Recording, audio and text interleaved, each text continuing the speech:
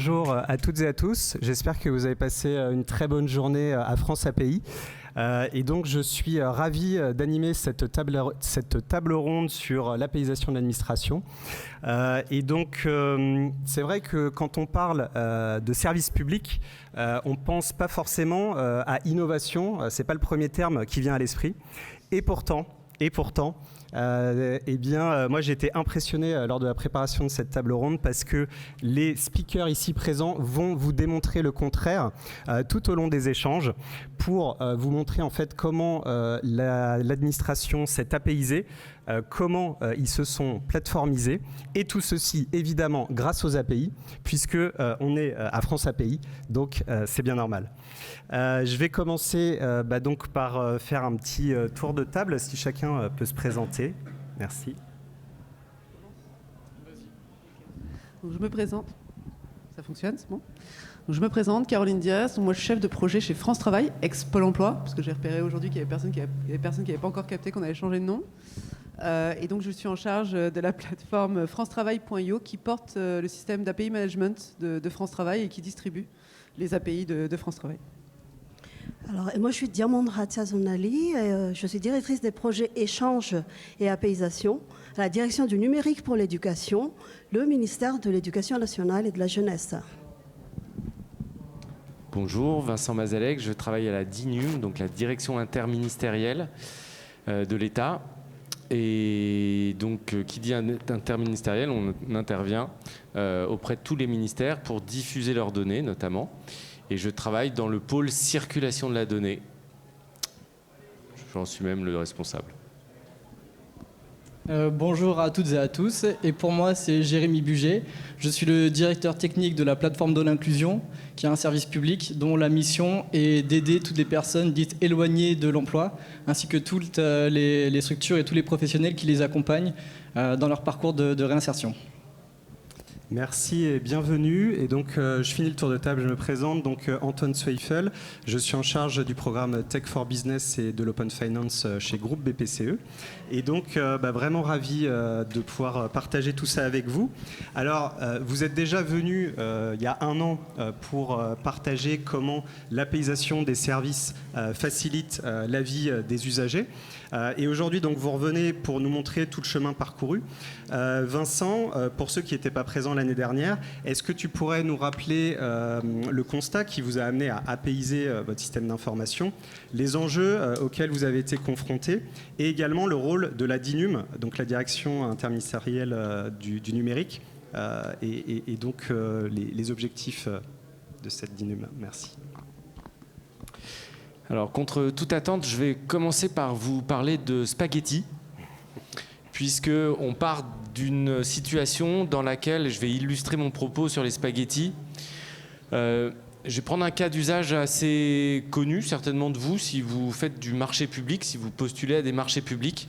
Vous avez, on va dire, plus de 50 000 acheteurs publics en France qui sont en relation avec des entreprises. Ces entreprises font quoi quand elles postulent à un marché? Elles postulent à un marché avec une offre, mais surtout, elles fournissent des pièces justificatives pour un marché public. Et il y a à peu près une vingtaine de fournisseurs de données, de pièces justificatives finalement différents répartis dans l'administration. Pourquoi est-ce que je parle de marché public? Parce que ça illustre le fait que d'un côté, j'ai des dizaines de milliers d'acheteurs publics qui ont besoin, on va dire, d'une vingtaine de données pour éviter qu'une entreprise ait à fournir des pièces justificatives en plus de son offre de marché public. Ça illustre mes spaghettis, c'est-à-dire que j'ai toutes mes spaghettis qui sont mêlés avec mes centaines de milliers d'acheteurs publics et puis mes vingtaines de données. Comment est-ce que je fais en tant qu'État pour organiser cette circulation de données et faire qu'une entreprise n'ait pas à fournir de pièces justificatives? Ça a été les prémices de l'APIisation interministérielle de l'État et je vais venir après dans la présentation et dans l'offre de la DINUM, puisqu'on se rend compte que si on veut simplifier les démarches administratives, il faut qu'on organise cette circulation des données entre les administrations et pour faire en sorte que les démarches soient simples, que ce soit pour les usagers particuliers ou pour les usagers personnes morales, entreprises ou associations. Merci beaucoup Vincent pour cette introduction.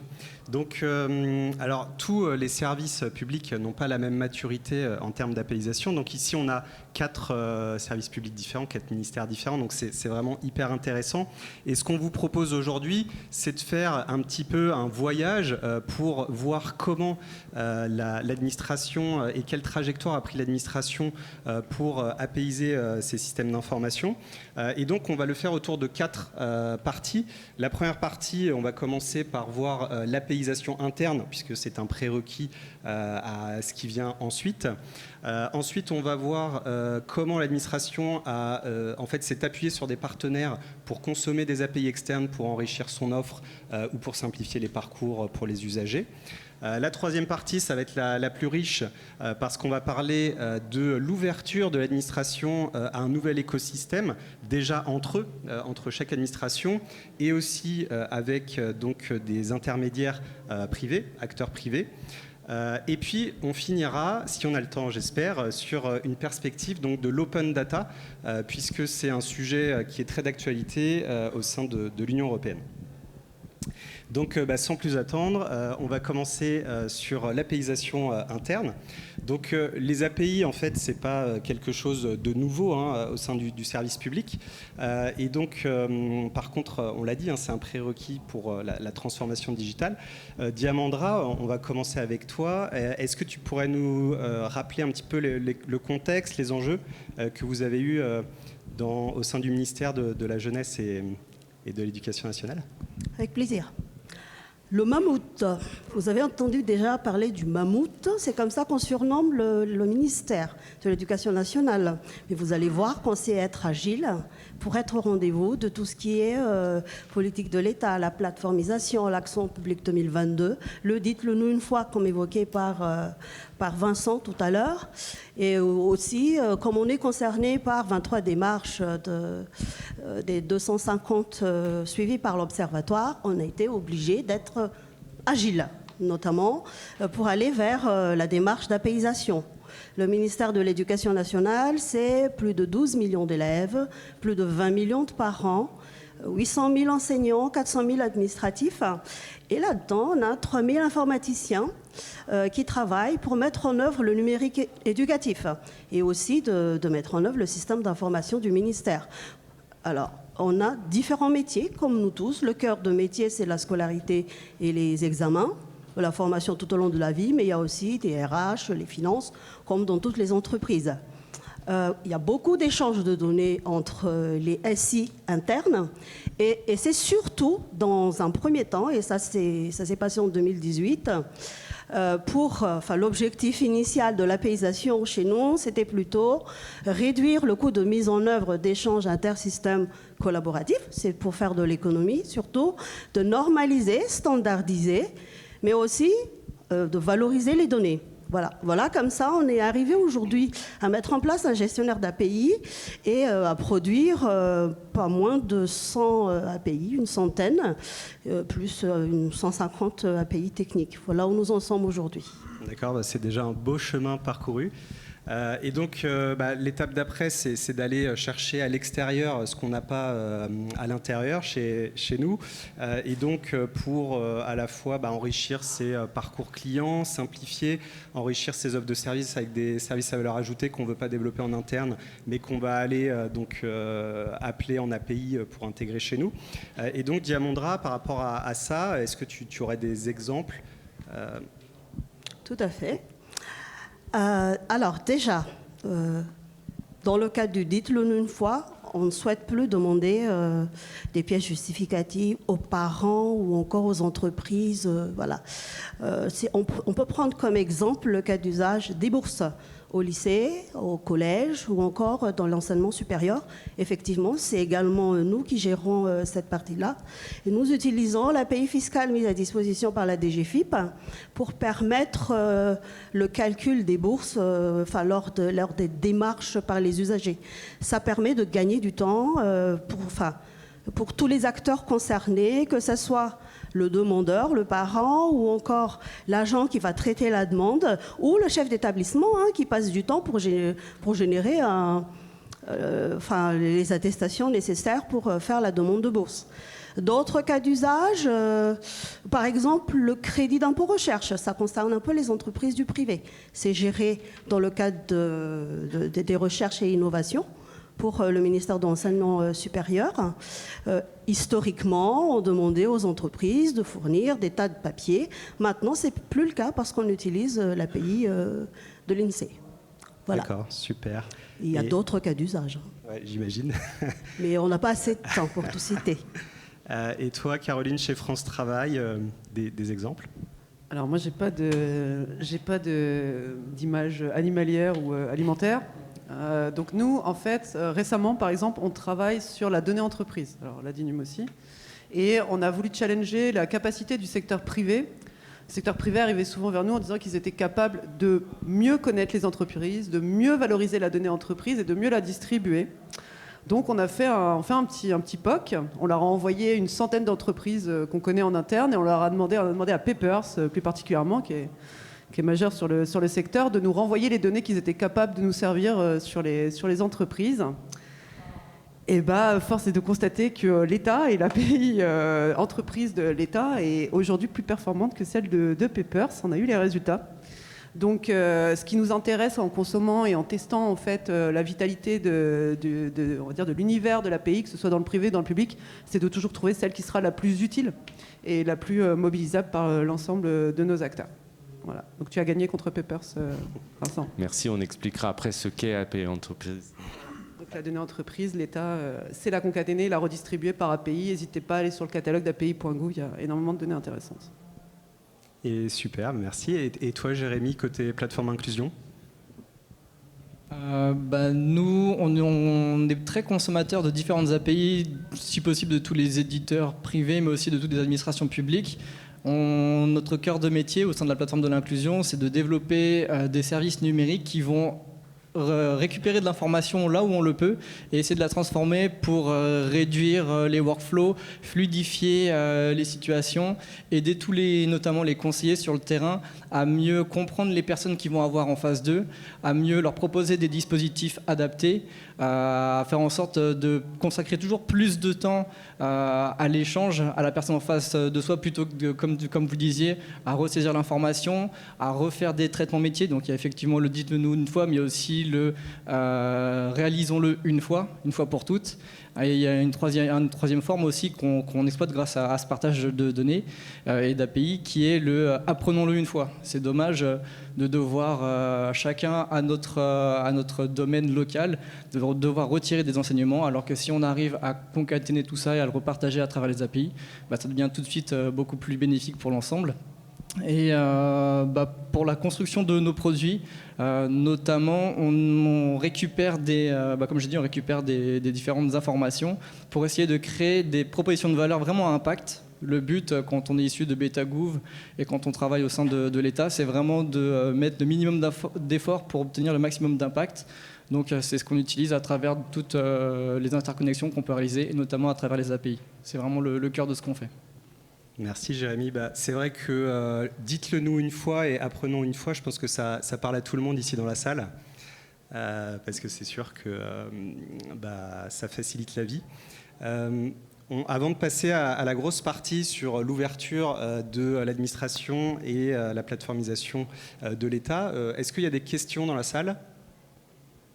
Sinon, on se réserve 10 minutes à la fin. Vas-y, je t'en prie.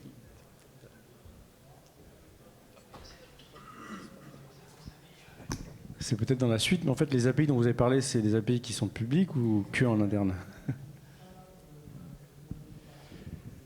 Alors, on a deux offres d'API. On a des offres publiques et des offres qui sont réservées à la circulation au sein de l'administration.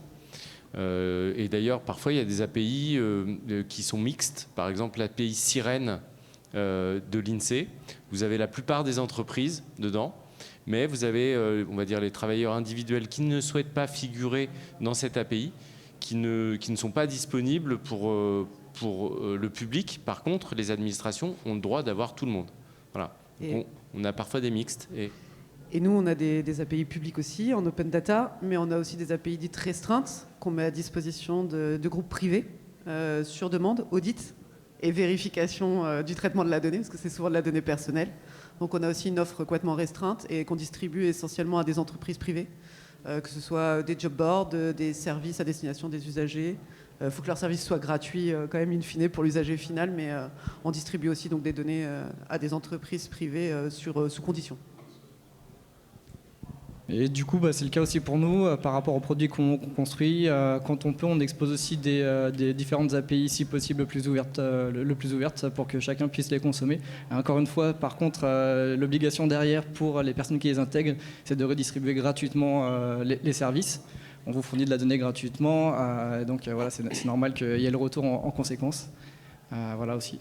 Toi, t'obliges à ce que le service soit gratuit à la fin. Potentiellement, nos API sont aussi consommés par des boîtes de conseil qui revendent leurs services de conseil. C'est à voir au cas par cas, mais le mieux, c'est encore de se rapprocher de Nadège qui est ici par rapport à notre catalogue d'API, sachant qu'il y a tout le travail que vous faites autour de francetravail.io dont on va bénéficier et qu'on intègre bien volontiers. Je vais peut-être compléter. Pour notre cas, oui, effectivement, on échange déjà des données via API, notamment aux éditeurs privés qui travaillent sur la scolarité. Des éditeurs que vous connaissez tous, des gestions d'emploi du temps et de vie scolaire. Mais, comme les collègues, il faut montrer patte blanche. Voilà. Oui, mais in fine, c'est quand même l'établissement qui bénéficie de ces données. C'est pour les élèves. Tout à fait. Mais ce sont des logiciels développés par des éditeurs privés. Mais comme tout tourne autour des élèves et que les données élèves sont collectées chez nous, on les met à disposition de ces éditeurs qui contractualisent par la suite avec des chefs d'établissement. Et pour donner peut-être un petit exemple d'illustration, l'API Sirène, on la consomme chez Natixis et donc au sein de BPCE. Donc on la consomme, on l'a exposée sur notre portail interne API, on l'a retraitée aussi, on la redistribue à tous nos métiers qui s'en servent pour faire les KYC, pour faire des contrôles d'entreprise, etc. Donc voilà, c'est un exemple parmi tout le catalogue d'API que vous avez. Donc, je vous propose de passer à la plus grosse partie, donc restez concentrés, parce qu'on va parler d'ouverture de l'administration et de plateformisation de l'État. Et donc, cette ouverture, elle s'est faite en 3 étapes qu'on va voir étape par étape. La première, c'est l'ouverture des API en externe, avec les catalogues d'API qui ont été mis en externe.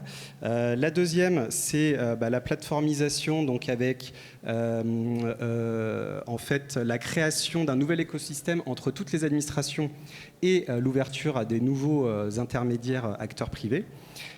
Et puis voilà, donc ça c'était la 3e étape.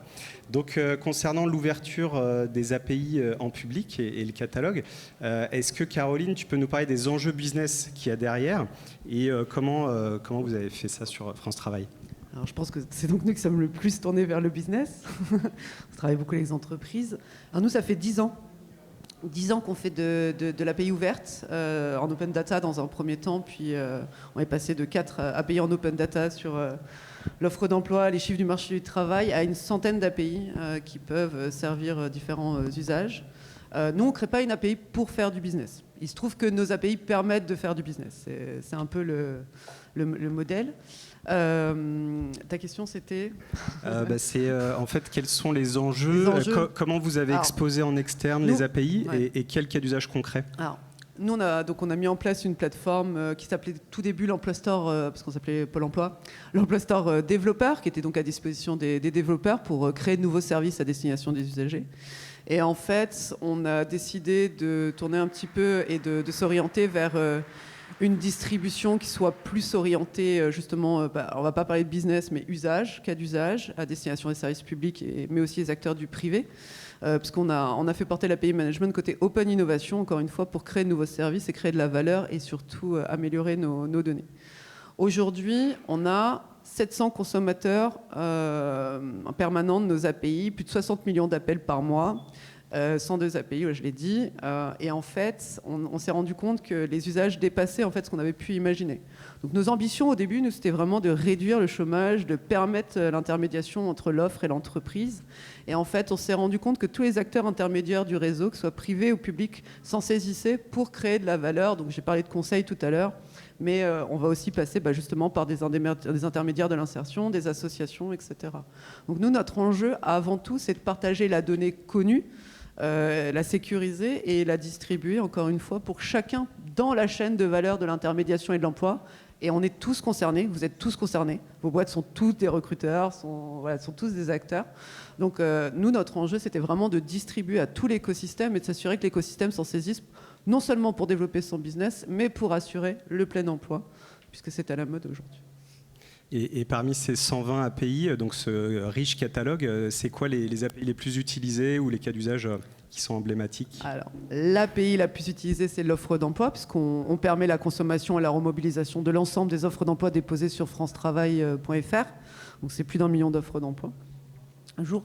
On a un dispositif d'authentification qui permet à un demandeur d'emploi connu de France Travail de s'authentifier chez un partenaire et de transférer ses données personnelles connues de France Travail. On va être consommé par exemple par un système de génération de CV en ligne qui s'appelle CV Designer, mais aussi pour de la gratuité de transport à Toulouse, ou pour offrir un service d'accompagnement au suivi de ces candidatures, une espèce de Kanban où le demandeur d'emploi va pouvoir suivre l'ensemble de ses candidatures et le retour de ces candidatures. Voilà, donc ça c'est les deux des API qu'on vend le plus, qui est le plus consommé. Bon super. Et donc après l'exposition en externe, donc il y a eu ce mouvement de création d'écosystèmes où les API en fait vous les avez consommés les uns les autres. Vous avez créé en fait une vraie plateformisation. Et donc on voit qu'en fait il y a, pour schématiser, 3 niveaux de plateformisation.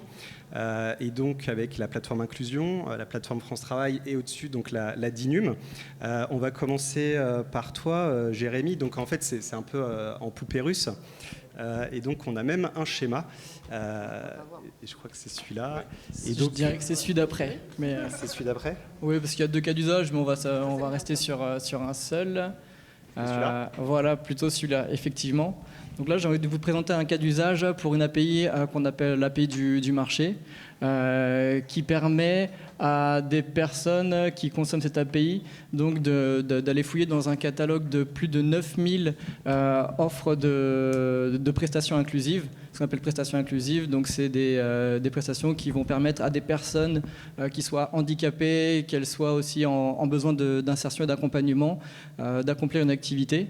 Donc il y a des structures qui sont spécialisées par rapport à ça. Et donc on a un acteur du public qui propose l'application Silex, qui propose toute une offre qui permet de trouver tout plein d'offres d'insertion, donc qui s'est branché à l'API du marché et donc qui permet facilement pour les entreprises qui en ont besoin, par exemple AXA, Leroy Merlin, enfin là on cite des grands noms, mais pour ces entreprises-là qui recherchent de la prestation, elles vont se connecter à Silex, qui lui-même va taper ensuite sur l'API du marché, et ça permettra de facilement détecter des prestations inclusives, donc vraiment flaguer handicap social. Et pour les grands groupes, pour les entreprises qui passent par Silex, c'est intéressant, notamment ça permet de vraiment sortir du greenwashing et vraiment de mettre en œuvre une politique RSE autour de tout ce qui est développement social. Donc là, on est vraiment dans des choses très concrètes. Donc ces plateformes-là qui ont souvent plein de besoins, elles font appel à des éditeurs privés du type Silex et qui leur permet, grâce à l'API du marché, de facilement trouver des offres d'insertion qui correspondent à leurs besoins du moment, et notamment par rapport à cette politique-là. Et ce qui est intéressant, c'est qu'en passant par l'API du marché aussi, ça permet de vraiment quantifier et de mesurer les efforts d'action sociale et le coût, etc., ce que ça comporte. Donc ça, c'est un service qu'on offre en plus de l'API. Et donc ça permet d'avoir un meilleur suivi de l'effort qu'on met quand on est un client grand compte et qu'on passe par ce type de solution. Donc voilà, il y a Silex, c'est un éditeur privé qui a décidé de consommer l'API du marché pour offrir cette corde à son arc en plus pour tous ses clients. Et nous, comme tu disais, Caroline, ce qui nous importe en tant que service de l'État, c'est de faire en sorte que la donnée elle soit diffusée un maximum. Et c'est aussi de faire vivre cet écosystème, de faire vivre la cause de l'inclusion, donc pour toutes les personnes éloignées de l'emploi. Et c'est vraiment aussi tout ça qu'on recherche, plus que de la consommation d'API, plus que d'un nombre de requêtes. C'est vraiment le sujet qui nous tient à cœur par rapport à tout ça. API qui sera sur francetravail.io dans Oui. un mois. Ce qui fait une excellente transition, parce que bravo. Et côté plateformisation de France Travail, du coup, est-ce que tu peux nous expliquer ? Alors, nous, on est un peu percutés, les acteurs du service public, pour ce qui est de l'innovation. C'est qu'on a tendance à essayer de vendre des innovations, à essayer de mettre en place des nouveaux modèles. Et pas toujours d'écoute en interne, pas toujours d'écoute de l'État. Et puis un jour, on a un ministre qui arrive, un nouveau ministre, et qui s'intéresse à ces sujets-là, et qui décide de mettre en place France Travail, justement, nous on s'appelait Pôle emploi avant, et qui a dit France Travail ne se fera pas sans l'échange de la donnée de tous les acteurs de l'écosystème de l'emploi, de l'insertion. Et pour ça, on va se baser sur des API, sur des produits en libre accès qu'on mettra à disposition de l'ensemble du réseau. Et on va plateformiser France Travail, on va plateformiser en tout cas la base de données des acteurs du réseau pour l'emploi au sein du SI de France Travail. Donc c'est ce magnifique schéma. Voilà, on va retrouver des opérateurs. Donc c'est une loi qui nous porte, c'est une obligation légale. On se doit au 1er janvier 2025 de permettre à n'importe quelle personne accompagnée dans sa recherche d'emploi, que ce soit locataire du RSA, sans ressources ou touchant l'assurance chômage, de ne plus avoir à reproduire ces informations auprès des différents acteurs qui l'accompagnent. Parce qu'il peut être accompagné par un conseil départemental, une association, France Travail même, une mission locale pour les jeunes, etc. Donc on a de la chance, on avait 10 ans d'avance, on faisait déjà des API, donc on est sauvé, on n'a pas du tout livré et produire les API nécessaires en moins d'un an. Par contre, on a dû mettre en place toute une animation, tout un système, toute une organisation. Et surtout, il a fallu animer. En fait, tous les acteurs du réseau Pôle emploi qui sont là n'ont pas de système d'information propre. Ils passent tous par des éditeurs, tous par des sociétés privées. Donc il a fallu animer, il faut non seulement animer nos partenaires, mais il faut surtout s'assurer qu'on est en capacité d'opérationnaliser avec les éditeurs, qui sont en capacité de consommer nos API, qui comprennent nos référentiels, et qui accompagnent leurs utilisateurs, donc nos partenaires, à l'utilisation de la donnée, à la réutilisation dans les systèmes d'information qui leur mettaient à disposition. Donc la plateformisation, c'est la montée à l'échelle de ce qu'on avait commencé à faire, avec un enjeu qu'au 1er janvier 2025, toute personne accompagnée dans sa recherche d'emploi, peu importe l'acteur public qui l'accompagne, et l'information de ce qu'il se passe dans son parcours de recherche d'emploi. Voilà, j'espère que j'ai été clair.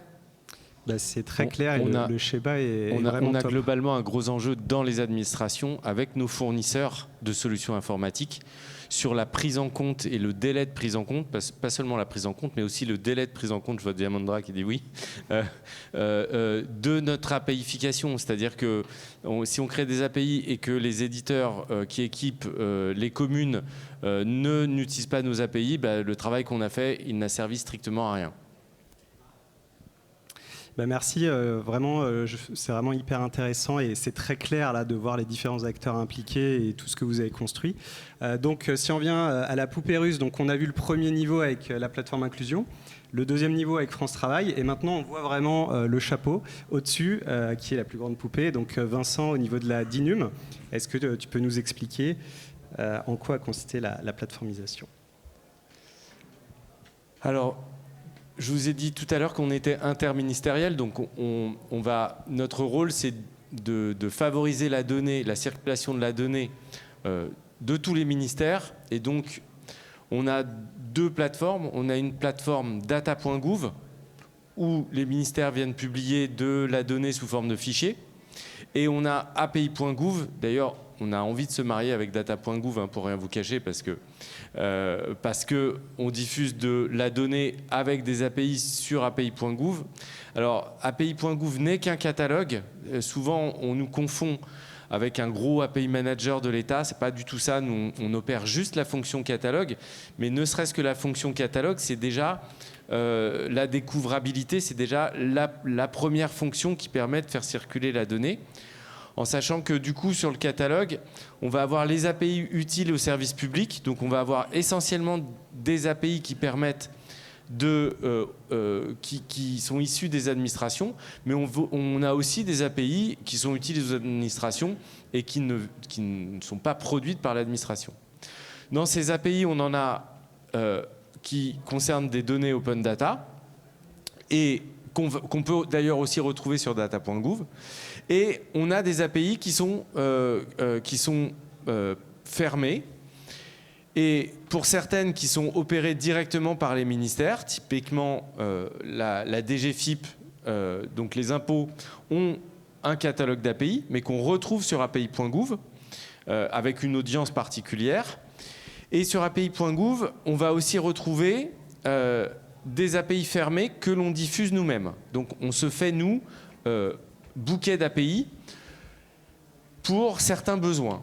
Ces besoins, API.gouv, ce n'est pas seulement un catalogue d'API, mais on a fait un travail de démocratisation pour faire en sorte que le DGS de la commune de Châtillon-en-Diois, dans la Drôme, quand il va sur Internet et qu'il tape « facturation sociale de la cantine », il arrive sur notre site, il trouve l'API qu'il lui faut pour faire sa tarification et pour éviter de demander à ses usagers le papier de la CAF sur lequel il y a inscrit le quotient familial qui va lui servir, lui, à faire sa tarification sociale de la cantine. Et du coup, ce qu'on fait aussi, c'est qu'on a 2 bouquets de données, API particulier et API entreprise. Et ces bouquets regroupent des données, pour le coup, de Pôle emploi, de l'Éducation nationale, de la CAF, de la MSA, on va retrouver le RSA, etc., etc. Et pourquoi est-ce qu'on les regroupe? Parce que souvent, les administrations qui ont besoin de données, elles n'ont pas seulement besoin d'une seule donnée. Si je prends le département de l'Isère qui fait son pass sport, eh bien, il va attribuer, il va aider des collégiens à collège. Ça veut dire que j'ai besoin de savoir s'il est collégien. Je vais m'adresser au ministère de l'enseignement, de l'Éducation nationale. Il va se dire, moi, je ne vais pas attribuer une aide à des foyers qui ont des moyens importants. Donc, je vais regarder quel est le montant, quel est le revenu du foyer. Donc, il va utiliser les données de la CAF. Et donc, comme ça, il va utiliser plusieurs données. Mais là, il n'aura qu'un contrat à avoir avec API particulier pour accéder à ces données. J'ai parlé de contrat. Et donc, qu'est-ce qu'on a fait? On a fait un outil qui est utilisé par la DGFiP, par l'URSSAF, etc., etc., par plein d'administrations, pour contractualiser au sein des administrations. Donc, il n'y a pas de paiement, hein, mais juste, c'est un outil qui a juste vocation à vérifier qu'une administration est bien habilitée à avoir accès à une donnée. Et du coup, qu'est-ce qui se passe? Quand on valide un contrat, dans l'API Manager, ça crée le token et l'administration a directement accès à son token. Voilà pour ce que l'on fait. Et du coup, on retrouve les API de Pôle emploi chez nous. Certaines de nos API sont présentes sur l'Emploi Store de Pôle emploi. Alors, on s'appelle France Pardon, Travail France et c'est Travail, FranceTravail.io maintenant. J'y arrive pas. Ça fait longtemps qu'on travaille ensemble, mais on a changé de nom. Et du coup, on retrouve les données qui sont nécessaires selon les cas d'usage de nos clients. Clients entre guillemets parce qu'on ne fait pas payer. On dit usager. Là-dessus, un petit mot, c'est très récent, je ne sais pas dans quelle mesure je suis habilité à en parler, etc. Mais Attention, Jérémy, Attention. on te connaît. C'est bon, on est entre nous. en tout cas, on va profiter de tout ce travail qui a été fait par France Travail ainsi que par API.gouv.fr pour récupérer des informations qui, pour nous, sont précieuses, qui permettent de mieux préciser la situation d'une personne, d'un usager, d'un demandeur d'emploi. Et vraiment, ça va être ultra précieux. Ça va nous permettre de limiter un nombre de traitements métiers, de la collecte d'informations. Enfin, tout ça, ça va être ultra accélérant. Et donc, ça va être beaucoup plus facilitant pour les conseillers qui vont vraiment directement pouvoir mieux cibler la personne qu'ils ont en face et vraiment mieux les accompagner, mieux les orienter aussi. Parfois, on se rend compte qu'on n'est pas la bonne personne et qu'il faut l'orienter vers un meilleur service, un service différent. Grâce à tout ce travail qui a été fait par les collègues à côté, ça nous permet d'avoir vraiment une œuvre beaucoup plus impactante et utile pour l'ensemble de nos concitoyens. Donc voilà, grand merci, grand bravo, tout ça. Merci à vous. Je pense que c'est vraiment impressionnant ce qu'on vient de voir et je pense qu'il y a aussi beaucoup d'entreprises qui en sont très très loin de cette APIisation, circulation de la donnée, de se transformer en plateforme. Et je pense que voilà, on peut être fier de nos services publics. C'est vraiment top. On n'a pas fini, je crois. Si. Merci. Toutes les API sont gratuites. Et en plus, exactement, c'est que... Parce que effectivement, le business model, il n'y a pas de tarification, tout est gratuit. C'est ça le principe. Oui, alors je n'ai pas parlé de droit, mais on a le code des relations entre le public et l'administration qui est finalement le code qui organise cette circulation de données, qui d'ailleurs crée des obligations sur l'open data pour les administrations. Et dans ce code, et qui fixe le principe du dites-le nous une fois. Alors dites-le nous une fois, en fait, c'est pas le bon terme. C'est le terme marketing qu'on a gardé, mais ne nous le dites plus du tout, puisqu'il n'y a plus de pièces justificatives échangées et qu'on s'échange des données entre administrations pour pas demander aux usagers de fournir ces pièces justificatives. Et ce code nous impose aussi la gratuité des données qui sont échangées. Donc, un département qui accède ou une région qui accède à une donnée de revenu fiscal auprès de la DGFiP ne paye pas cette donnée, ce qui est heureusement, puisque ce sont à chaque fois c'est l'impôt qui finance les services publics en règle générale. Sinon, ça ferait payer 2 fois. Donc, et en plus, c'est gratuit, donc plus aucune excuse pour aller consommer les API de data.gouv.fr, etc. C'est top. Et donc, alors là, on a vu la plateformisation avec vraiment le niveau le plus haut de la DINUM. Et donc, la dernière étape, c'était d'ouvrir aussi vos API à des agents extérieurs, donc des acteurs privés qui sont principalement des éditeurs pour accéder aux entreprises ou alors à des collectivités. Est-ce que vous pouvez nous en dire un mot, notamment Caroline ? Alors, nous, on avait réfléchi à faire payer nos API, je te l'avoue. On a créé un modèle, on a travaillé avec Postman sur le sujet. Alors oui, ce qu'on n'a pas dit, c'est que nous, on développe notre plateforme seule et notre API Gateway est faite maison, directement par le service public de l'emploi. Et sur la mise à disposition et les secteurs privés, donc comme je disais, nous, on ne fait pas que du public au public, on fait aussi du public au privé. Et on a différents types d'éditeurs. Dans le cadre de l'installation de la loi plein emploi, là, comme on l'a dit, en fait, ou même les relations avec les missions locales. Vous voyez, les missions locales, c'est le Pôle emploi, le France Travail pour les jeunes. Et en fait, ce sont des associations, les missions locales, et elles n'ont pas de système d'information propre. Et elles passent par un éditeur, et je vais le citer, Worldline, qui est l'éditeur le plus utilisé par les missions locales. Mais ils achètent tous des briques différentes à Worldline en fonction de leurs besoins et de leur territoire. Et donc, on a travaillé avec Worldline pour designer les futures API qui vont permettre de respecter la loi. Donc je trouve que c'est intéressant comme modèle, et c'est quelque chose que je vais dire beaucoup et que je vais dire à la fin aussi. Nous, on est très intéressés pour voir ce que le privé a besoin comme données, quel format ils aimeraient pour ces données, pour pouvoir justement répondre à ces enjeux-là, à vos enjeux-là, qui, in fine, de toute façon, en tout cas pour France Travail, répondons à un seul enjeu, c'est que votre entreprise grandisse et qu'elle recrute. Donc, on est à l'écoute de toute nouvelle opportunité de création, d'instruction et de production d'API. Voilà. J'espère que ce n'est pas tombé dans l'oreille de sourds.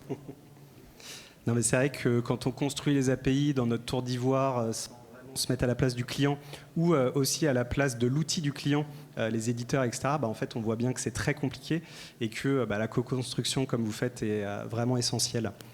Donc, ouais, c'est top. Et donc, au niveau des cas d'usage, il y a aussi Diamandra au niveau éducation nationale. Tout à fait. Alors, moi, j'aimerais parler de l'API scolarité de l'élève, qui est un cas d'usage emblématique du ministère de l'Éducation nationale. C'est l'API qui met à disposition aux démarches l'état scolarisé d'un élève ou encore son état boursier. Imaginez, sous l'impulsion de la DINUM, notamment dans le cadre de la tarification sociale des titres de transport. Ça, c'était ce qu'on avait imaginé au début, en travaillant avec le GART, qui est le groupement des réseaux de l'autorité du transport.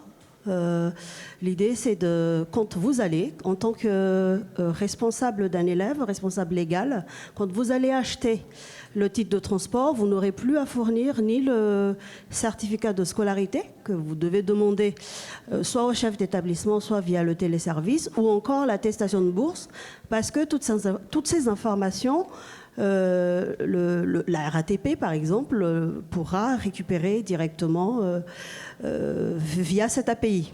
L'API fait partie des API utiles au service public dans le catalogue api.gouv.fr et également disponible dans le bouquet API particulier. Hein, d'accord. Voilà. Alors, ça, c'était le premier cas d'usage. Et là, surprise, il y a d'autres cas d'usage. Et on est vraiment dans la cible, dans l'objectif imaginé initialement, qui est de valoriser nos données, d'identifier de nouveaux usages. Parce que finalement, l'API permet également aux collectivités territoriales, par exemple, de calculer tout ce qui est aide aux parents, aux élèves. Et là, j'ai été agréablement surprise de voir que même la gendarmerie a besoin de cette API. Voilà.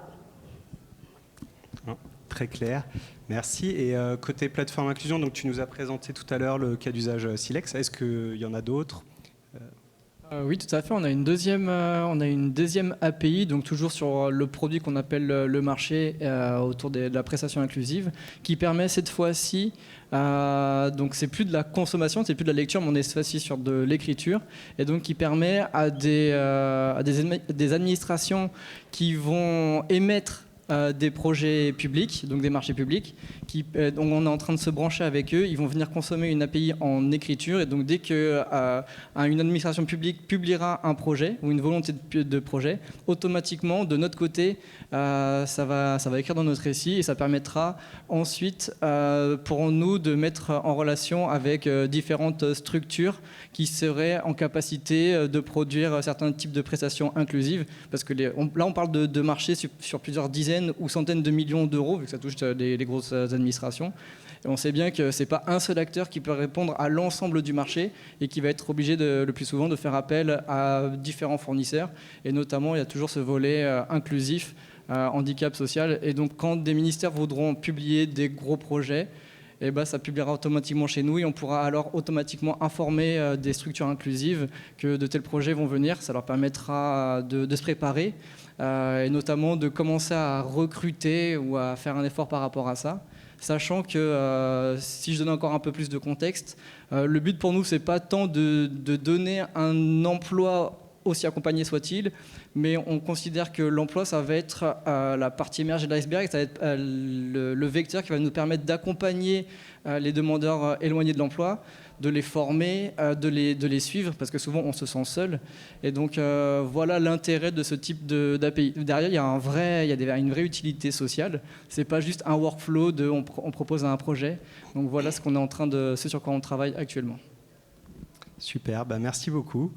Avant d'aborder la dernière partie, je voulais savoir s'il y avait des questions dans le public, parce qu'on est un peu en avance, donc on peut prendre une ou deux questions. On les a endormis. C'était très clair alors. Vous ne vous y attendez pas à ce qu'on soit aussi avancé, en fait. Ah ouais, ils sont bouche bée. Ils sont peut-être jaloux. Non, donc écoutez, on va aborder la dernière partie. Donc là, c'était pour donner un petit peu de perspective. Avec l'open data. Donc il y a eu pas mal de règlements et de directives qui sont arrivés au niveau de la Commission européenne pour créer un marché unique de la donnée en Europe. Donc il y a eu le Data Governance Act qui a été adopté en septembre 2023, complété par l'IA Act qui a été qui est sorti en janvier de cette année. Il y a aussi donc le Data Act, l'IA Act. Enfin, il y a énormément de choses. Il y a une prolifération au niveau de l'Europe. Et donc voilà, l'idée c'est de créer des secteurs dans lesquels on va pouvoir partager les données, réutiliser utiliser les données. Et donc l'idée, c'est de réglementer tout ça. L'idée, c'est aussi de créer des secteurs d'activité stratégiques dans lesquels il y aura ces règles-là. Donc c'est par exemple la finance, puisque nous, on est aussi impacté avec la réglementation FIDA, Financial Data Act, qui va sortir bientôt. Il y a la santé, il y a le transport, l'énergie, l'éducation et donc toutes les données également du pouvoir public. Et l'idée, c'est vraiment de pouvoir partager, déjà trouver ces données, pouvoir les partager, qu'elles soient interopérables entre secteurs, donc cross-secteurs, et qu'elles soient également réutilisables, tout en garantissant un niveau de cybersécurité évidemment très important, parce que qui dit ouverture dit risque. Donc évidemment, c'est absolument primordial. Par rapport à cette ouverture des données, est-ce que vous pourriez nous en dire un mot donc, sur les enjeux, les défis et puis les opportunités par rapport à ça, et quelles aussi opportunités pour les usagers? Vincent, si tu veux nous en dire un mot peut-être. Oui, alors déjà au niveau européen, la diffusion des données est par principe APIfiée. Et on a les données essentielles, des données essentielles de l'État qui, par nature, doivent être APIfiées. Donc, on est d'ores et déjà dans l'API. Ce qui nous pousse au niveau de la DINUM, puisqu'on a API.gouv, mais on a aussi data.gouv, à APIfier nativement les données qui sont déposées sur data.gouv. Ça, c'est un chantier qui est en cours en ce moment. Alors ensuite, on a des domaines qui sont très spécifiques où effectivement, au niveau européen, on va être obligé de travailler, mais c'est un travail qui est forcément utile sur certaines données. Je vais prendre un exemple. Il y a un règlement qui nous pousse à publier l'ensemble des aides accordées aux entreprises. Ce qui veut dire que il va y avoir cet effet de transparence puisque le citoyen va être en mesure de connaître l'ensemble des aides accordées aux entreprises. Donc il y a l'aspect de transparence qui est très important. Mais il y a le corollaire qui est aussi que lorsque une administration octroie une aide à une entreprise, il y a des règles et notamment il y a des seuils qu'on ne peut pas dépasser.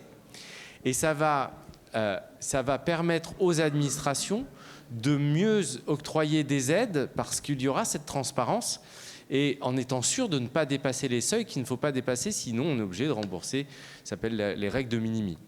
Donc on voit qu'une obligation qui au départ vise à la transparence permet aussi un meilleur fonctionnement au sein des administrations pour aider les entreprises puisque ce sont essentiellement les régions qui sont en charge de l'accompagnement des entreprises pour les aider. Et que donc, du coup, ces régions vont avoir directement accès aux aides qui ont déjà été octroyées et vont pouvoir mieux accompagner les entreprises et les aider au plus juste de ce qu'elles ont droit, à ce à quoi elles ont droit. C'est pas évident à dire. Voilà. Donc, à travers un règlement qui peut paraître contraignant, on a une obligation qui est assez à mettre en œuvre, donc cette publication des aides accordées. Mais à travers cette obligation et cette contrainte, on a aussi un effet très très bénéfique pour les administrations qui vont être en mesure de mieux aider les entreprises. D'accord. Super, c'est très clair. Est-ce que vous voulez réagir par rapport à cette question d'open data? C'est bon. Moi, je vais réagir en disant que pour l'instant, à notre maigre échelle de plateforme de l'inclusion, on n'est qu'une centaine de personnes. C'est pas encore quelque chose qu'on met en œuvre, mais on est obligé de se tenir forcément au courant de tout ça. En même temps, vous avez beaucoup de données qui sont en open data. On a beaucoup de données qui sont en open data, effectivement. Donc vous le faites déjà. Oui. On le fait instinctivement, naturellement. Ouais. Voilà, ça devient presque plus une question. C'est ça qui est intéressant. Ouais. Donc c'est API first et open first. Ouais. Donc les réflexes qui sont déjà assimilés au sein de l'administration. On a fait du chemin en un an. Ouais. Incroyable. Vous avez bien fait de revenir du coup.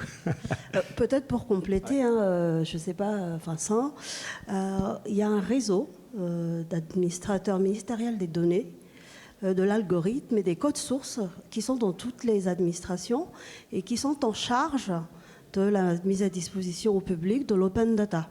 Après, je ne vais pas vous citer qu'est-ce qu'on a mis en open data. Hein, si, vous avez tous les établissements scolaires qui sont en open oui, data. on a les établissements scolaires. Fournis sous forme d'API. Il me semble même qu'on a quelque chose avec PIX, les certifications PIX mises en place il n'y a pas longtemps. Bon, en tout cas, on a une feuille de route de la donnée sur 3 ans, de 2024 en 2027, qui inclut open data, APIisation et voilà, plus autre chose. Oui, effectivement, Diamandra cite notre organisation interne sur la gouvernance de la donnée et dans chaque... Donc, l'ADINUM est le chef de file sur l'organisation de la circulation de la donnée, avec dans chaque ministère une personne qui incarne cette circulation sur l'open data, mais aussi sur la circulation des données qui sont confidentielles. D'accord, tout ça est très organisé, c'est beau à voir. Merci. Et donc, peut-être pour finir, dernière question, quelles sont les prochaines étapes que vous avez en vue, votre feuille de route? Est-ce que vous nous préparez pour l'année prochaine, peut-être? Alors, chez France Travail, on travaille sur des API très particulières. On a tendance à parler de webhook ou d'abonnement à des flux des API. Ça, c'est notre grand défi, mais comme toutes les entreprises, en fait. On travaille avec de l'API aujourd'hui, donc demain, c'est l'abonnement. Vraiment, c'est sur quoi on travaille le plus. Ouais, webhook dans le sens où vous allez pousser des informations. C'est ça, faire du push, plutôt faire de l'appel et de l'écriture, proposer de l'abonnement, faire du push, faire de l'événement et permettre la lecture de l'événement. C'est vraiment notre objectif, justement, pour faciliter la vie de tout le monde et ne plus le dire du tout à aucun moment. Et même que l'agent n'ait plus à se poser la question est-ce que je dois aller recharger un dossier ou quoi que ce soit. Donc, ça, c'est vraiment. Donc, mettre en place une architecture événementielle. Architecture événementielle, ça, c'est vraiment notre modèle. Donc, j'espère que l'année prochaine, on pourra venir la présenter. Voilà, donc ça, c'est vraiment notre défi. Et puis, encore une fois, co-construire de nouvelles API pour de nouveaux usages, pour permettre à des entreprises de valoriser la donnée du marché de l'emploi. Vraiment, ça, c'est notre objectif premier. Alors, nous, au ministère de l'Éducation nationale, effectivement, on va aussi continuer dans notre lancée. Mais surtout qu'aujourd'hui, notre catalogue d'API est interne. Donc, nous, notre objectif, c'est de mettre en place un catalogue externe pour les partenaires externes afin de faciliter l'accès aux API et de toujours continuer à imaginer de nouveaux usages pour simplifier les démarches des usagers. Eh bien, nous allons marier API.gouv et data.gouv. Voilà. Donc ça, c'est une vraie annonce. C'est une vraie annonce. Vous avez la primeur. Voilà, avec un axe particulier qui sera de créer une entrée spécifique pour les simplifications des démarches, puisqu'on a plein d'API qui servent à autre chose qu'à simplifier les démarches. Et donc d'avoir une entrée spécifique par cas d'usage pour ce qu'on fait déjà sur API.gouv, mais sans les regrouper sur la simplification, et donc mettre en avant les axes de simplification pour augmenter cette circulation de la donnée, le vendre finalement, sans parler de marketplace bien entendu. Non, place de marché, on a le droit ou pas? Ouais, moi je dis place de marché quand je passe de francetravail.io, même si c'est gratuit. Et du coup, pour nous, là, on se situe dans une phase où tous les produits qu'on a construits reposent sur des API. Quasiment tous, ils exposent des API et on est en train de plus en plus les s'ouvrir. Donc, d'un point de vue stratégique, ce qu'on va faire sur les 6 prochains mois ou même sur l'année, c'est de chercher absolument des consommateurs. On a tout un catalogue d'API qu'on expose à travers API.gouv et à travers francetravail.io. Donc voilà, on recherche des consommateurs, toujours pour plus d'usage, plus d'impact. On voit aussi autre volet, donc on va rendre public toujours plus d'API. Donc on va à nouveau chercher des consommateurs. Et puis troisième grand volet, c'est la loi travail. Donc c'est grâce à toute l'activité autour de France Travail, c'est de se brancher avec toujours plus d'acteurs dans le monde de l'emploi, dans le réseau pour l'emploi. Donc ça, c'est les 3 grands chantiers qu'on a pour l'avenir à venir. Mais allez voir l'API marché de l'inclusion pour toutes les clauses sociales, toutes vos équipes RSE au sein de vos entreprises. Ils vont faire un bond dans le temps. C'est important. Bah écoutez, merci beaucoup. On est en avance, c'est super. Vous avez été hyper sharp. Donc c'était top, hyper intéressant. Donc vraiment un grand merci. Et du coup, alors dans la salle, est-ce qu'il y a des questions par rapport à tout ce qu'on a dit? Une question. Merci. Beau travail. C'est énorme, on le sent. Mais j'ai une question qui vient à l'esprit. Comment vous mesurez toutes ces organisations, tout ce beau travail, impact environnemental? Comment vous réduisez la sustainability? Et c'est la seule question que j'ai. Voilà. Tu veux commencer? Alors, notre impact est environnemental by design, parce que entre la production d'une pièce justificative papier, donc aller chercher une pièce justificative sur le site internet de la CAF, l'imprimer, se déplacer pour la porter à la mairie, revenir chez soi, s'apercevoir qu'il manque une pièce justificative parce que la mairie nous rappelle, et revenir à la mairie. Bon, bref, je pense que, je n'ai pas fait le calcul encore, mais le bilan global est positif. Après, nous, on travaille sur un green score, sur la production des API. Un green score. On a travaillé avec le collectif API Thinking qu'organise ici. Voilà, donc on est en train de mettre en place une grille d'analyse, pré-prod, prod et distribution, et sur la gateway. Donc voilà, mais c'est des travaux, c'est vrai, qui ne sont pas portés par nous, c'est des équipes au sein de nos équipes, au sein de l'administration.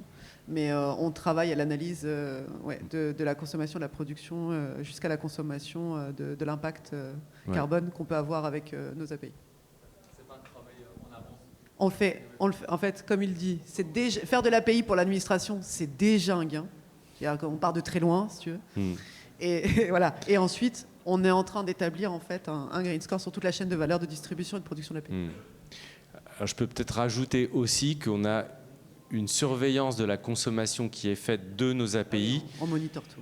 En monitoring, et que parfois on intervient en disant, alors on fait du cash bien sûr, mais en disant, ah là quand même vous exagérez, je pense que votre consommation est trop importante par rapport à ce qu'elle devrait être. On fait de l'accompagnement à l'intégration, accompagnement à la consommation, limitation des modèles de surappel, des choses comme ça.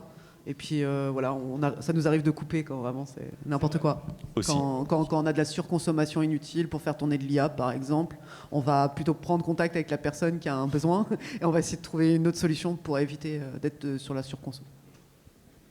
Mais effectivement, l'API de base, l'idée c'est de faire de la réutilisation. Donc une fois qu'on l'a développée, elle peut répondre à plein de cas d'usage différents. Et ça, c'est vrai que rien que ça, c'est énorme, parce qu'on n'a pas besoin de recréer et de repartir de zéro à chaque fois. Et puis c'est vrai que le collectif API a créé ça, donc l'API Green API Scoring. Et l'idée c'est aussi de challenger son métier. C'est-à-dire que quand il y a un métier qui arrive avec un besoin, il faut le challenger parce que tout ce qu'ils veulent, ils en ont peut-être pas forcément besoin. Et donc à chaque étape de développement, on peut jouer en fait sur l'impact environnemental. Ça, c'est la donnée minimale utile. Ouais, c'est la cellule RGPD qui fait très bien ce boulot-là. Limite vachement. Il y avait une autre question, je crois.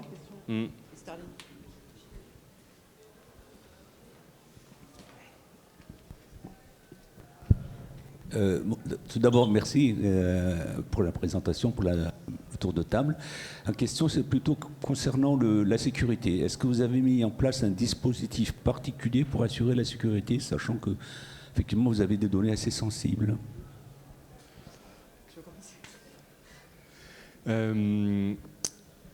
Comment dire ça? Alors oui, on a des systèmes de sécurité dont je ne vous parlerai pas parce que forcément, sinon je ne ferai pas de sécurité. Mais sinon, il y a une chose qui est importante, c'est que nous, on délivre de la donnée qui est unitaire, enfin, pour ce qui me concerne.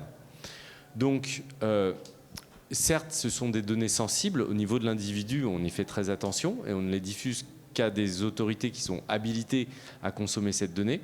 Par contre, elles sont assez peu intéressantes, on va dire, pour des hackers, parce que l'effort qu'il faudrait faire pour accéder à une donnée unitaire est tellement important que la valeur de la donnée est assez peu intéressante finalement. Voilà. Ce qui ne veut pas dire qu'on n'ait pas des problématiques de sécurité et qu'on ne sécurise pas nos systèmes d'information. Voilà. Mais on rediffuse une donnée qui existe dans l'administration et donc on n'offre pas en direct le stock de données et du coup voilà, on est assez peu intéressant. En fait, c'est par rapport au fait que vous faites des échanges, si j'ai bien compris aussi, entre administrations. Donc si Mais je dirais, s'il y a une corruption ou une tentative. C'est plus sur le. Déjà, on a des systèmes de sécurisation sur nos gateways. On a des clés uniques pour chaque consommateur, voire de la régénération de clés. Enfin, voilà, on utilise tous les standards en fait de la distribution d'API aujourd'hui, ce qui se fait d'ailleurs dans la banque. On a les mêmes modèles de distribution, de sécurisation, de distribution, de reconnaissance individuelle à la consommation. Il y a de l'amont, c'est-à-dire qu'on vérifie l'amont. Moi, par exemple, aussi, je fais des tests d'intrusion sur mes consommateurs d'API de données personnelles. Je vais vérifier qu'ils répondent aux standards. Donc, on va aussi faire de l'attaque, bêtement, en Blue Hat. Enfin voilà, on a plein de modèles et on sécurise à la maille API et à la maille Gateway, en tout cas côté France Travail. Donc voilà, le leak de données de France Travail, ce n'est pas les API. C'était une faute humaine, c'était pas une faute technique. Donc oui, moi je considère que on va pas en parler en détail, c'est vrai que c'est des choses sur lesquelles on n'a pas le droit de communiquer sur tous les modèles, mais après sur la distribution et la consommation d'API en open data, etc., on a les mêmes modèles que dans le privé et que dans n'importe quel de service de gateway qui est vendu aujourd'hui sur le marché. Oui, c'est les mêmes enjeux dans la banque et dans toutes les industries effectivement qui partagent des données. Sinon, on va lancer un bug bounty si ça vous intéresse à la rentrée. Bon, voilà. On en a déjà un, nous, sur FranceTravail.io, et plutôt pas mal. On est content. Là, vous parlez en tant que redistributeur, mais nous, en tant que producteur d'API, pareil, on fait très attention à la façon dont on construit tous nos SI. On s'assure que dès que ça part en production, en plus, on va faire en sorte que ce soit dans les zones SecNum Cloud et compagnie. On met en place toutes les mesures de sécurité qu'on retrouve traditionnellement dans tous les secteurs. Et effectivement, on fait des tests d'intrusion auprès d'organismes externes et certifiés. Là, on lance une campagne de bug bounty aussi. C'est dans l'air du temps. Donc là aussi, sur nos produits, notamment les emplois de l'inclusion, on lance une campagne de bug bounty. Pour ceux que ça intéresse, n'hésitez pas. Voilà. Donc vraiment toutes les bonnes pratiques qu'on retrouve dans le domaine du développement logiciel dans sa globalité. Et en fait, on n'a pas le choix. On considère qu'on doit être... pour le coup, des bons élèves, voire les meilleurs élèves de la classe. Après, on a, au niveau État, on a une chaîne SSI, donc voilà. Donc nos systèmes sont homologués aussi. Ok, merci. Ce qui ne garantit pas tout. Merci. Et alors moi, j'avais envie de vous demander si tout ce qu'on a dit là... pardon. Une autre question. Il y avait encore une question, je crois, au fond. Okay. Au fond, là. Non, c'est bon. Oui, si, ouais. Vous êtes fait voler la place. Juste 30 secondes, c'est à propos justement de cette API Gateway que vous avez développé en interne. Pourquoi avoir choisi une API Gateway à façon? Est-ce que les API Gateway qu'il y avait sur étagère ne vous convenaient pas? Quelles étaient les contraintes qui vous ont imposé à faire ça? Alors, on a commencé donc assez tôt, comme je disais, il y a une dizaine d'années, donc il n'y avait pas la même offre sur le marché. Donc on a fait un bench. Et en fait, en faisant le bench de ce qui existait sur le marché, il y avait beaucoup de choses, mais il n'y avait pas juste ce qu'on voulait. Il n'y avait pas exactement ce qu'on voulait. Nous, on voulait juste pouvoir distribuer une API avec une documentation et une part un peu marketing, un peu vente, etc. Et on avait déjà plein d'outils de monitoring, de suivi, de sonde, de supervision, etc. Donc en fait, le marché ne nous offrait pas ce qu'on voulait, c'est-à-dire le minimal. On voulait quelque chose de très simple, on nous vendait déjà des choses très, très compliquées, disons. Ensuite, on a un côté un peu égo, on a voulu le faire. On a voulu montrer que l'administration publique était à la hauteur en termes de compétences, en termes de savoir-faire et en termes de sécurité que le privé. Il y a un côté un peu égo. Et aujourd'hui, alors, on est en train de réfléchir à l'ouvrir en open source, donc on travaille à l'ouvrir en open source pour les autres administrations, pour pouvoir justement la réutiliser, pour éviter justement de l'achat public qui serait peut-être pas nécessaire. Après, on considère que chaque administration doit aussi faire son expérience par rapport à sa réalité. On n'a pas les mêmes SI avec Diamandra, vraiment pas. Nous, on a une SI soudée. Vous êtes en train de vous avez rassemblé un nombre de DSI assez importante. Donc, on n'a pas les mêmes problématiques et contextes, qui fait qu'il faut aussi que certaines administrations passent par des solutions externes. Sur de l'achat, par exemple, à 3 ans, pour expérimenter, pour pouvoir trouver le bon modèle. Aujourd'hui, on ne reviendrait pas en arrière, parce qu'en fait, la dépendance à un système d'achat, etc., serait un recul, en tout cas pour nous. Par contre, d'autres administrations, à mon avis, doivent passer par des systèmes du marché pour pouvoir expérimenter aussi toute l'organisation, parce que là, on parle de la distribution de l'API, on ne parle pas de toute la chaîne de la production à sa réutilisation. Et nous, on est dans des organisations à multi-étages, etc., où il y a beaucoup de prises de décision et d'acteurs à animer. Et donc, de temps en temps, passer par un service sur étagère et un achat de gateway, ça permet à l'organisation de se mettre en place avant peut-être de lancer des développements de leur propre système. Je ne sais pas si je réponds là-dessus. Et pour confirmer, effectivement, nous, au ministère de l'Éducation nationale, on utilise un APIM du marché.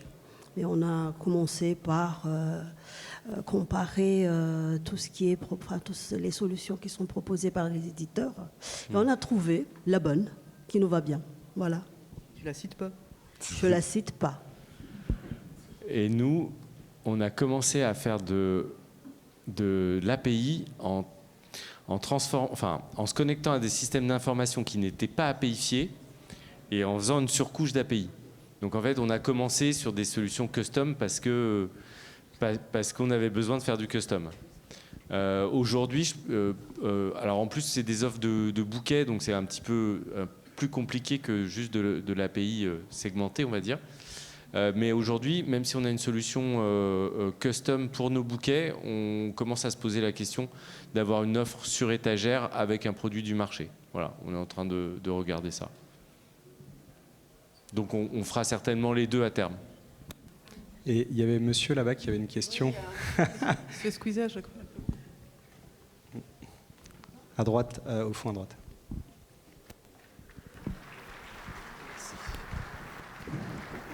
Hello.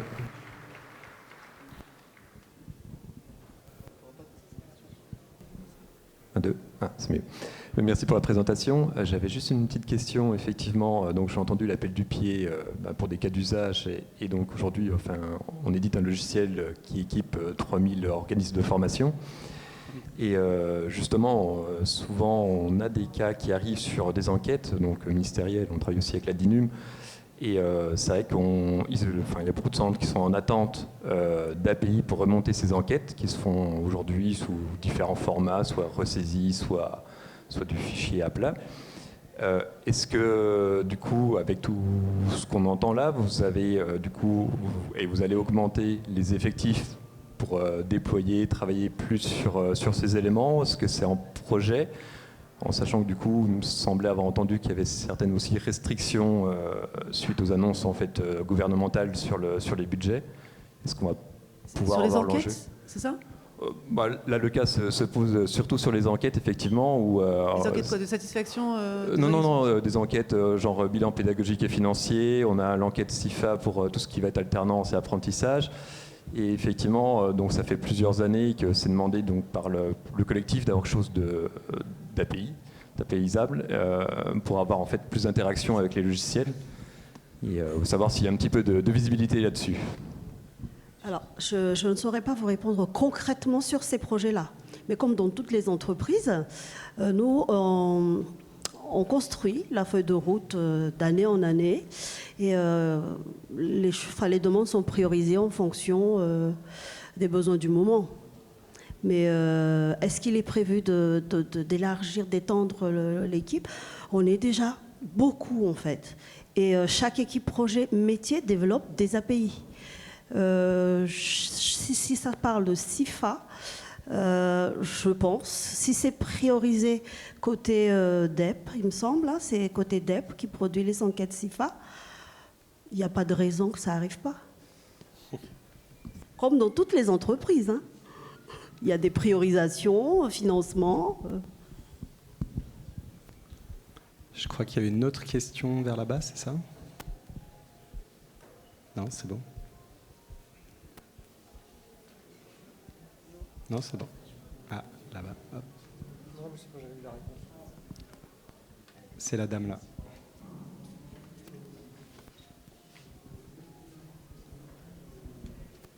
Merci beaucoup pour la présentation. J'ai une question pour Vincent, je crois, puisqu'on parle d'interministériel, c'est ça? Voilà. Approchez votre micro. Oui, moi je viens au nom d'un éditeur, d'un logiciel qui est utilisé par les entreprises de travail temporaire, donc par les boîtes d'intérim.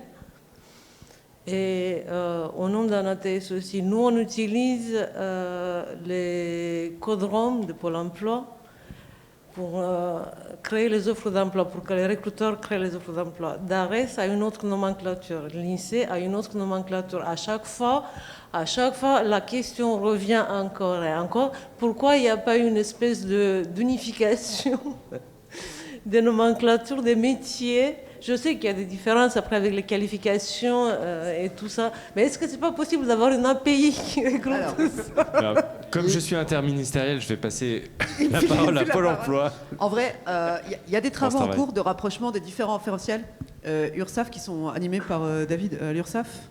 Donc c'est en cours. On est en train de trouver un modèle de référentiel de distribution de l'information autour des métiers, des emplois, pour aller justement du recrutement à la facturation, enfin au paiement, je dis la facturation, mais au salaire, comme on dit, voilà, au versement du salaire, jusqu'à justement le fait aussi de pouvoir avoir l'assurance chômage derrière. Donc on est en train d'écrire, c'est en cours, grâce d'ailleurs à l'AMDAC de l'URSSAF, on est en train de travailler justement à ce rapprochement d'un référentiel commun de la chaîne justement voilà, de l'emploi. Donc c'est en cours, je sèche souvent moi ces ateliers-là. J'ai envoyé la personne qui gère le rhum à ma place. Non, c'est vrai. J'ai envoyé la personne qui gère le rhum à ma place et c'est en cours d'écriture. On espère sincèrement avoir un modèle là en fin d'année. Et bien sûr, dès qu'on aura le modèle, il sera apaisé. Il sera sur api.gouv et il sera chez nous et distribué. Est-ce que ça vous a inspiré d'autres cas d'usage, tout ce qu'on a entendu? Ouais. Il y a une question ici, s'il vous plaît. Merci.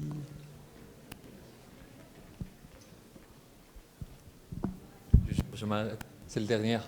En fait, ça fait longtemps que je travaille dans l'IT, mais chaque fois je me pose, qui est mon audience? Pourquoi? Vous avez toute la France, comment vous voulez scaler? Scalabilité. Comment vous vous assurez que toute la France, tous les foyers, ils sont capables de cliquer? Voilà, en même temps. Grosse question. On a beaucoup d'intermédiaires. Nous, on fait du B2B to B2C. C'est-à-dire que quand un usager a sa vie facilitée par de l'échange de données, il a fallu qu'on produise, qu'on distribue. Il y a eu des intermédiaires éditeurs, des solutions, etc. Donc, nous, en tout cas, à France Travail, pour ce qui est de l'API, on a une business développeur, on a quelqu'un dont c'est le travail d'aller rencontrer en porte-à-porte, soit... par exemple, je prends l'exemple des mairies, parce que ça me fait beaucoup rire quand elle travaille sur les mairies. Elle ne peut pas aller voir toutes les mairies de France qui ont un site internet. Donc elle va passer par des éditeurs de solutions qui potentiellement sont sur le marché. Une dizaine d'éditeurs qui vendent des solutions aux mairies. Ou alors des applications qui sont vendues aux mairies. Tu vois. Et donc, pour qu'à la fin, chaque citoyen puisse bénéficier de l'échange de données entre nos administrations, on va aller voir chaque intermédiaire de la valeur dans la distribution de cette donnée. Donc c'est un travail long, fastidieux, mais passionnant, puisqu'il va falloir aussi qu'on apprenne en fait à des décideurs ce qu'est une API. Quand tu vas voir un maire, il ne sait pas ce que c'est qu'une API. Par contre, quand on va lui expliquer que sur son site internet, il va avoir les offres d'emploi, il va pouvoir avoir les achats orientés RSE, il va pouvoir avoir les données voilà, quand on va par l'usage, il va enfin comprendre. Ce travail-là, il est long, mais pour que chaque personne de la France qui a ces données dans les systèmes d'information de l'État en bénéficie, il y a un long chemin de parcours de tous ces intermédiaires. C'est la beauté aussi du travail, c'est qu'on fait société autour de la donnée publique et de sa gratuité. Après, on a aussi différents modèles de distribution de la donnée. Je pense à l'API adresse, la base d'adresse nationale. C'est une API qu'on opère avec des milliards de consultations par mois. Mais c'est aussi une API qui est limitée en usage, mais que vous pouvez instancier. Donc n'importe quelle organisation, puisque c'est de la donnée publique, n'importe quelle organisation prend le Docker, le met chez elle, fait tourner l'API, fait une mise à jour des données régulièrement et a une API adresse avec un volume illimité d'appels. Ouais, c'est ce qu'on a fait sur l'API Sirène. En fait, et c'est aussi ce que vous avez fait sur l'API Sirène. Oui. En fait, ça ne répondait pas exactement à notre besoin. Du coup, on l'a retravaillé en interne et on l'a redistribué en interne. Ouais. Oui, sauf que nous, on a un mode de distribution qui est packagé pour que vous puissiez réutiliser l'API sans avoir à redévelopper quoi que ce soit. On adapte aussi les API en fonction de l'intermédiaire, justement, pour qu'in fine, tout le monde en bénéficie. Ouais, ça, c'est top. Et pour compléter, donc là, ça va dépasser peut-être un petit peu le cadre des API. Les API, pour nous, c'est juste un point d'entrée pour un usage de l'ensemble des produits qu'on édite et qu'on délivre. Du coup, on va réaliser aussi des enquêtes auprès d'organismes qui vont simplement appeler les gens, etc. On va aussi monter des ateliers sur le terrain ou des rencontres. On va vraiment se déplacer, aller dans les agences France Travail, au sein des missions locales, etc. Donc on va vraiment sur le terrain voir comment ça se passe, comment les gens prennent nos outils ou leurs besoins. Autre chose aussi, mais ça qui est issu de la méthodologie de l'approche BetaGouv, c'est que pour chaque produit qu'on fabrique, il y a une page stat ou statistique dans lequel on va suivre vraiment toutes les métriques d'impact. Donc pas seulement le nombre d'appels qui est fait, le nombre de visiteurs, ça devient très vite des vanity métriques, c'est bien au début, mais à terme il faut aller creuser plus loin.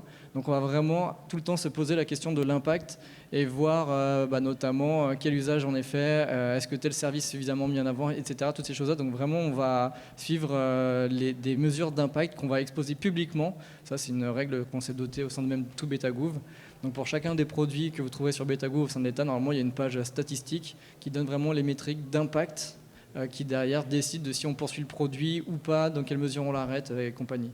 Donc c'est comme ça qu'on peut faire. Après on ne peut pas être derrière chaque personne, derrière chaque écran, ça on ne peut pas. Mais en tout cas on fait au mieux, on multiplie vraiment les sources d'entrée par rapport à tout ça. Très bien, écoutez, merci beaucoup pour tous ces retours très inspirants. Je pense que on a beaucoup à apprendre aussi. Et donc merci pour vos questions. Et vous avez vu que l'offre est très riche en termes d'API, en termes de services, de données disponibles. Si ça vous a inspiré des cas d'usage, n'hésitez pas à aller voir donc plateforme inclusion, France Travail, l'Éducation nationale, l'ADINUM, api.gouv.fr. Je pense qu'il y a plein de choses à faire, plein de valeurs ajoutées à créer pour nos propres clients. Et puis de co-construire ensemble, on l'a vu avec France Travail. Merci beaucoup.